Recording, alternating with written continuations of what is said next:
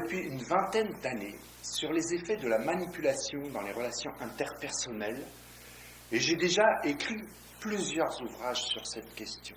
Il y a quelques mois, j'ai publié sur mon blog un article au titre un peu provocateur, c'est vrai, « Comment agir avec un enfant manipulateur ?» Et j'ai été très surpris de voir que près de 20 000 personnes avaient consulté cet article en très peu de temps. Alors qu'habituellement, mes publications ne dépassent pas quelques centaines de lecteurs.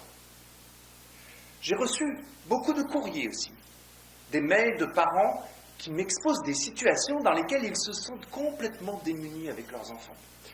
J'ai essayé de répondre à tous les messages qui m'étaient envoyés, mais il est naturellement difficile d'apporter une aide sérieuse en quelques lignes. Alors, je me suis dit qu'il était indispensable de faire ce livre, à la fois pour dédramatiser les manipulations commises par les enfants, mais aussi pour aider les parents à clarifier les raisons qui poussent leurs enfants à les manipuler, et pour leur permettre de mieux comprendre ce qui se joue dans leurs relations. J'espère que ce livre leur apportera des clés pour agir avec efficacité, reprendre confiance dans leurs capacités parentales et accompagner leurs enfants sur le chemin de la responsabilité et de l'autonomie.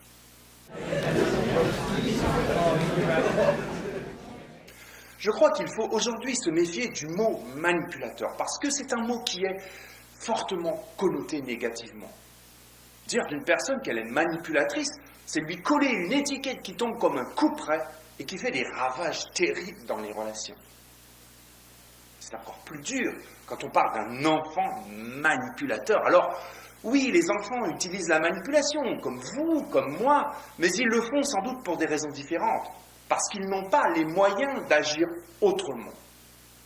Le plus souvent, les enfants utilisent la manipulation par imitation, par maladresse, par ignorance, par peur d'affronter la réalité, ou bien encore pour jouer avec elle.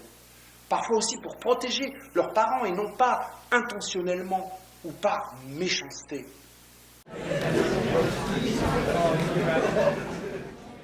L'enfant peut jouer sur deux registres. Le registre informatif, qui intervient au niveau du contenu. L'enfant biaise, il vous ment, il invente des histoires, il ne vous dit pas tout, il vous met face à vos paradoxes. C'est le premier registre. Le deuxième registre est le registre affectif. L'enfant joue sur vos émotions, il déclenche votre culpabilité, votre colère ou votre sentiment de satisfaction pour obtenir quelque chose de vous. Il faut bien comprendre que la manipulation n'est jamais gratuite. Elle a un sens et une fonction. Elle signifie quelque chose et elle vise toujours un résultat.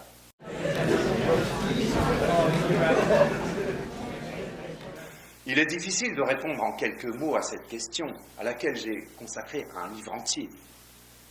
Mais je crois que la première étape est de comprendre pourquoi nos enfants nous manipulent, pourquoi ils pratiquent des stratégies de l'évitement avec nous, alors qu'ils sont censés nous faire confiance.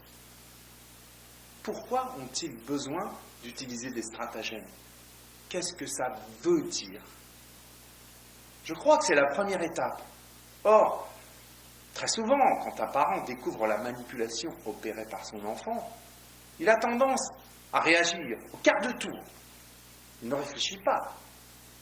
Il ne réfléchit pas au message caché. Il ne réfléchit pas à ce qui s'est dit derrière les mots. Il ne comprend pas, alors il se contracte, il blâme, il crie, il se fâche, punit. Et au final, rien ne change. Mais le parent doit se dire que la peur est présente derrière toute manipulation de l'enfant. La manipulation a toujours existé. On peut même considérer qu'elle représente une phase de la construction de l'enfant. Elle fait partie de son développement. L'enfant invente des choses, il transforme la réalité, il joue, prend des rôles, s'invente des histoires et expérimente son pouvoir sur l'adulte. C'est tout à fait normal, c'est un signe d'intelligence. En tout cas, c'est toujours la meilleure réponse que l'enfant a trouvée à un moment donné. Lorsque l'enfant ne dispose d'aucune liberté, il utilise la manipulation. C'est la seule porte qui lui reste pour respirer un peu. Pour le parent, il me paraît important de faire la part des choses entre ces petites manipulations anecdotiques, qui sont des soupapes de liberté, et une généralisation de la manipulation, qui interviendrait alors de façon systématique. L'enfant la pratiquerait quelle que soit la situation. Mais parfois, c'est aussi toute la famille qui fonctionne sur ce registre.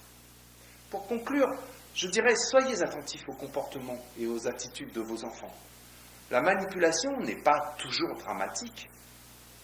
Elle est aussi une occasion d'apprendre à ne plus manipuler. Saisissez-la comme un outil d'apprentissage.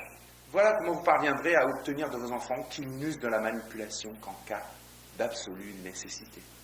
À très bientôt.